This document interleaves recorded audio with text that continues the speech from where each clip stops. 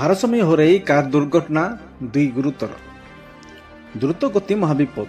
ସରକାର ଯେତେ ସଚେତନ କଲେ ମଧ୍ୟ ଲୋକେ ସଚେତନ ହେବାକୁ ନାରାଜ, ଯାହାଫଳରେ ଏହିପରି ଦୁର୍ଘଟଣା ଦେଖିବାକୁ ମିଳିଛି।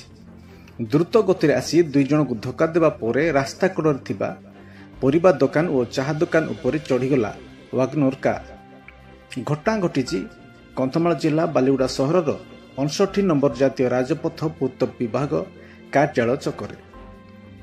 ଦୁର୍ଘଟଣାରେ ରାସ୍ତାରେ ଯାଉଥିବା ବେଳେ ଧକ୍କା ଖାଇଥିବା ଜଣେ ଯୁବତୀ ଆହତ ହୋଇଥିବା ବେଳେ ଚାହା ଦୋକାନୀ ମହିଳା ମଧ୍ୟ ଆହତ ହୋଇଥିବା ଜଣାପଡ଼ିଛି।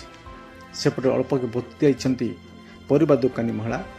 ତେବେ ଦୁର୍ଘଟଣା ଘଟାଇଥିବା ବେପରୁଆ ଗାଡ଼ି ଚାଳକଙ୍କୁ ଥାନାରେ ଅଟକ ରଖିଛି ପୁଲିସ। ଦୁର୍ଘଟଣା ଦ୍ୱାରା ଠେଲା ଚାହା ଦୋକାନ ମଧ୍ୟ ସମ୍ପୂର୍ଣ୍ଣ ନଷ୍ଟ ହୋଇଯାଇଥିବା ବେଳେ ପରିବା ବ୍ୟବସାୟୀଙ୍କ ସମସ୍ତ ପରିବା ମଧ୍ୟ ନଷ୍ଟ ହୋଇଯାଇଥିବା ଦେଖିବାକୁ ମିଳିଛି। ସେପଟେ ଚାଳକଙ୍କୁ ଅଟକ ରଖି ପୁଲିସ ଅଧିକ ତଦନ୍ତ କରୁଥିବା ଜଣାପଡ଼ିଛି।